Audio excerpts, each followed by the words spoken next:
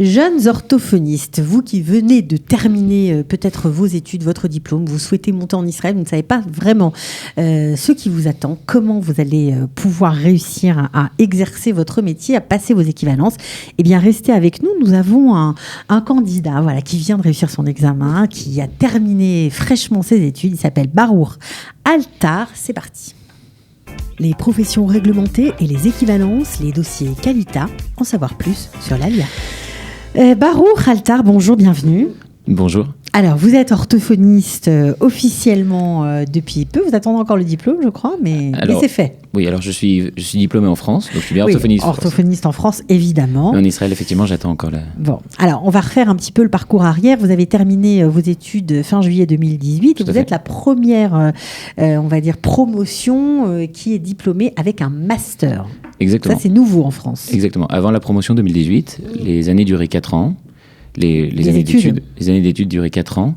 Et il y a eu une réforme des études en orthophonie qui ont permis que ça passe en 5 ans pour avoir un grade master, justement. D'accord. Est-ce que pour venir vivre en Israël et exercer ce métier, c'est une chance, une opportunité? Est-ce que c'est plus facile? Alors, c'est une opportunité parce que lorsqu'on dit qu'on a un master en orthophonie ou un grade master en orthophonie, ça change beaucoup au niveau de l'ouverture des portes ou au niveau du ministère de l'Éducation ici, pour être reconnu en tant qu'orthophoniste et aussi pour avoir une certaine importance. D'accord. Alors, comment fait-on? Quelle est la procédure pour pouvoir passer l'examen d'équivalence? Pour passer l'examen d'équivalence, tout d'abord, il faut remplir un dossier. D'accord.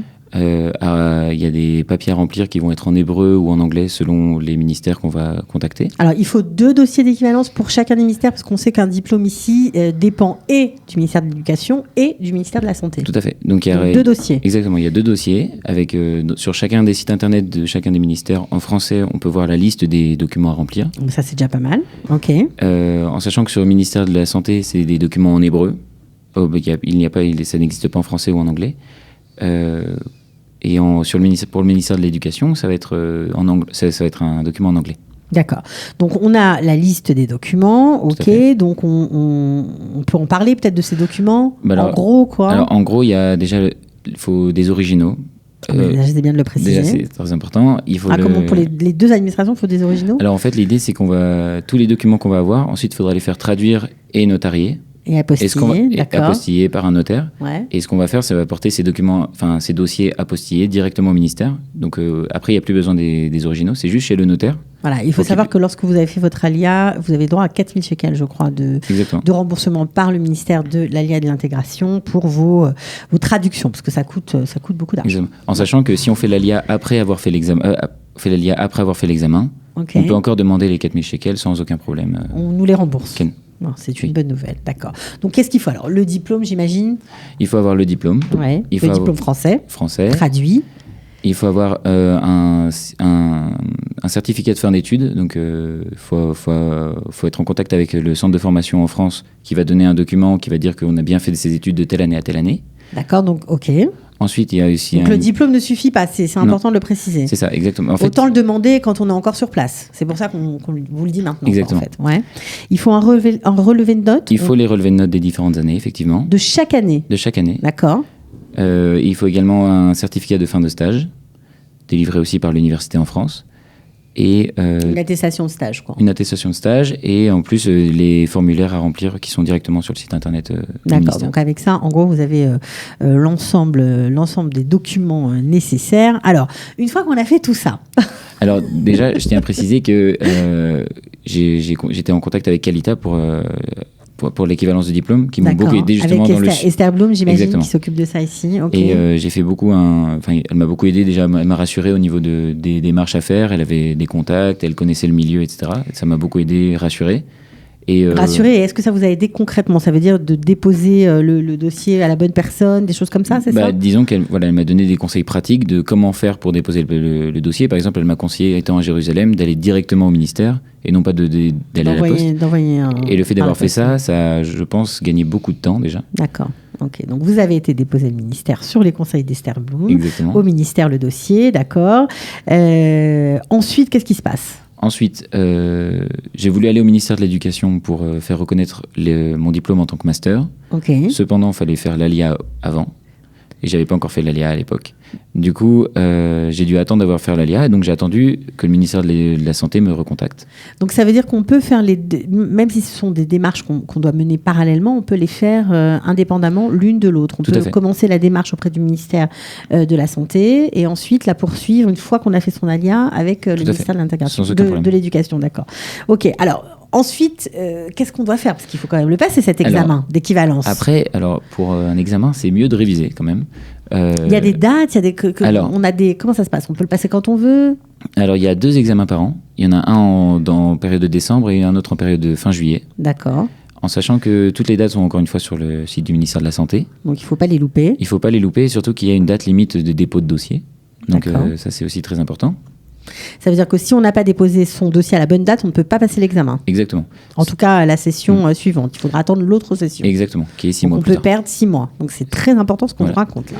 Et également, il y a aussi ce qui est plutôt très important, c'est que si le dossier n'est pas complet, mais que vous l'avez donné avant la date limite, vous êtes quand même compté pour le... Ah ben ça, c'est un bon truc, parce que si, par exemple, vous n'avez pas tous vos papiers, plutôt que d'attendre d'avoir un dossier, parfois on se dit, non, si je dépose un dossier incomplet, c'est la fin du monde.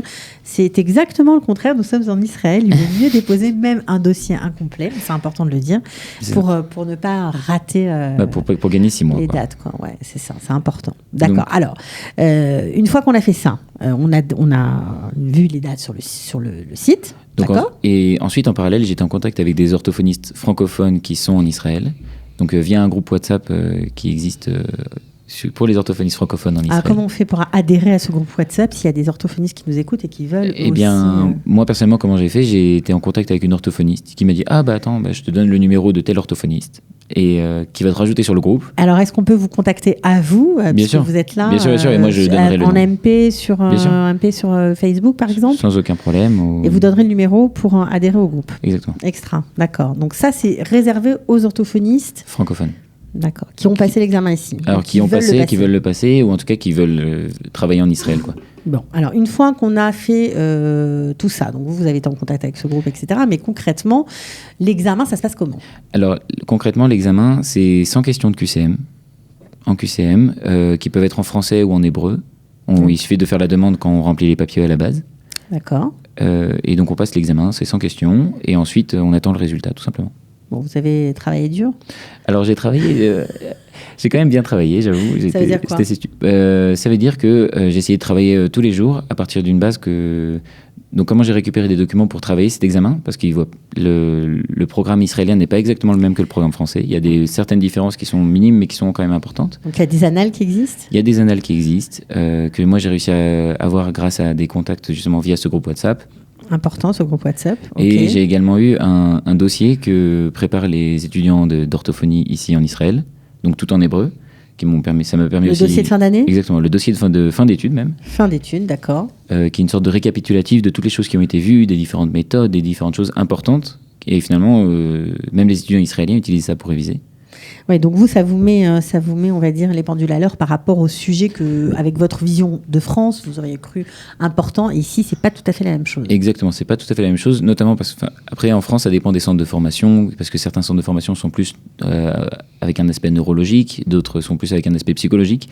Et par exemple, le centre de formation de Lyon est plus centré neurologique. Du coup, c'est vrai qu'il y avait des différences qui étaient assez importantes. Ici, c'est plus psychologique. Voilà, moi j'ai ressenti ça comme ça. Mm-hmm. Et aussi très important, c'est que ça m'a permis de travailler mon hébreu et mon vocabulaire qui est très spécifique quand même, parce que c'est du vocabulaire qui n'est pas forcément évident, qu'on ne va pas apprendre à l'Ulpan tous les jours.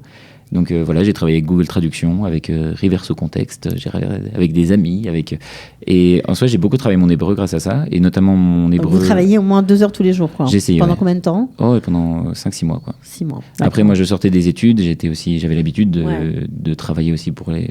Je sortais de mes études. Dedans, quoi. Exactement. Dedans, d'accord. Et c'était une sacrée chance, c'est-à-dire que le fait de ne pas avoir travaillé après m'être mis aux études, ça m'a aussi un peu aidé en soi, parce que j'étais déjà dans un dynamisme d'études et de travail pour réviser un examen, parce que c'est pas un travail... Vous étiez dans le truc, quoi. D'accord. Donc, alors, une fois que vous avez fait ça, vous avez bien sûr eu votre examen, comme le président, on l'a dit en introduction, mais pour ceux qui nous prennent en cours, voilà, on vous le précise. Comment ça s'est passé pour trouver du boulot, tout simplement? Parce que je sais que vous en avez trouvé. Alors, vous avez démarché, vous avez fait quoi? Alors déjà, avant tout, il fallait que je prépare un CV en hébreu. il fallait que je me prépare à un entretien d'embauche en hébreu, ce qui était un challenge. Ah, clairement, c'était un vrai challenge. J'ai été aidé encore une fois par Kalita, par Tatiana Silberman, qui m'a permis de... Elle m'a repris tout mon CV, elle m'a dit ce qu'il fallait mettre en avant, ce qui se faisait en Israël comparé en France. Par exemple, en France, mettre une photo, c'est bien vu. Ici, c'est l'inverse. C'est-à-dire il faut éviter de mettre une photo sur son CV. Comment présenter son CV, c'est le genre de conseils qui sont plus l'entretien qui sont d'embauche, très précieux. Elle vous a guidé sur... elle m'a fait faire un entretien d'embauche factice, on va dire. Factice, et en même temps, elle m'a tout repris, elle m'a tout refait en hébreu, j'avais enregistré, j'ai pu travailler mes entretiens d'embauche. Et après, je suis allé démarcher, effectivement. Et ça, pour le coup, il y a de la recherche, ils recherchent des orthophonistes partout. C'est-à-dire que autant dans le milieu de l'éducation que dans le milieu de la santé, à l'hôpital ou dans les institutions, etc. Partout, ils recherchent vraiment des orthophonistes. Pour tous les âges. Pour tous les âges. Moi, par exemple, je travaille avec des plus de 21 ans qui ont des syndromes et autisme dans un centre à côté dans le centre de Jérusalem. Ah, donc vous avez trouvé du boulot, hein, clairement. Vous avez démarché ou vous avez répondu à une annonce? Vous avez fait quoi? Tout simplement, j'ai fait 4 entretiens d'embauche et j'ai été accepté sur 2. Alors que j'ai un niveau d'hébreu à peu près niveau guimel, c'est-à-dire vraiment au bout d'1 an ou 2 ans de d'Ulpan. D'accord. Et j'ai été reçu à 2 entretiens sur 4. Ouais, c'est pas mal. Donc, ok. Alors, vous travaillez aujourd'hui dans un organisme qui s'occupe beaucoup de personnes avec des difficultés d'élocution, voire qui ne parlent plus, voire d'autisme. Qui ne parlent pas du tout. Voilà, bon, des pathologies quand même un peu lourdes. Vous êtes content là, ça va? Bon, moi, je suis très content parce que. En fait, tout simplement, le métier d'orthophoniste, le but, c'est vraiment d'aider, etc., et d'apporter une certaine créativité, d'apporter un certain dynamisme aussi. Et c'est vraiment ce que je ressens dans ce milieu-là. Et à côté, en Israël, on nous encourage à faire ce genre de choses. Par exemple, j'ai pensé aussi à ouvrir mon cabinet d'orthophonie. Et tout de suite, on m'a dit, oui, il n'y a pas de problème, ça s'ouvre assez facilement, etc. Donc, encore une fois, j'étais conseillé par Kalita, et qui m'a permis aussi de me conseiller sur comment ouvrir un cabinet, comment ouvrir un OSEC Patour, ça s'appelle ici. Et tout simplement, j'ai fait ça. Et donc, comme ça, vous avez les deux, quoi. Exactement. Vous pouvez être consultant privé et pour vous, donc. Et puis, au sein de ce job que vous avez trouvé, ça vous permet d'avoir un pied dans le marché du travail israélien. Alors, qu'est-ce que ça vous donne financièrement, l'examen? Est-ce que ça aide vraiment ou ça change rien? Alors, ça change que, par exemple, dans l'institution où je travaille actuellement, j'aurais pu y aller sans avoir fait l'examen, sans avoir réussi l'examen. Ils vous auraient pris? Ils m'auraient pris, mais avec 25 shekels de moins par heure. D'accord, donc 30 shekels de l'heure. 30 shekels de l'heure, donc ça veut dire que c'est un salaire quasiment entier, quoi, en plus. Donc, et là, ça vous permet d'avoir quoi, 25 shekels supplémentaires exactement. Par heure? C'est ça. Ok, bon, c'est pas mal. Ah bah c'est même plutôt très important. Et ça vous double votre salaire, quoi. Ça me double quasiment mon salaire. Et surtout, ça permet aussi d'avoir une certaine reconnaissance. C'est-à-dire qu'auprès de la structure, le fait d'avoir réussi l'examen, d'avoir fait un travail d'équivalence pour pas juste être arrivé de France et dit voilà, je suis orthophoniste français, j'arrive à moi le marché du travail. Non, d'abord j'ai bossé, j'ai voulu passer l'examen, donc ce genre de choses, c'est vraiment apprécié, et notamment en entretien d'embauche. Lorsque je leur ai dit que j'avais voulu passer l'examen, et c'était très important avant de faire n'importe quelle démarche, ils avaient vraiment apprécié cette démarche. Bon, en tout cas, vous nous avez donné des trucs et des chemins à suivre pour réussir. On vous en remercie. Voilà, j'espère que d'autres suivront votre chemin. À bientôt. À bientôt. Et voilà, Batzlacha pour la suite. Amen. Ciao. Les professions réglementées et les équivalences, les dossiers Kalita, en savoir plus sur l'ALIA.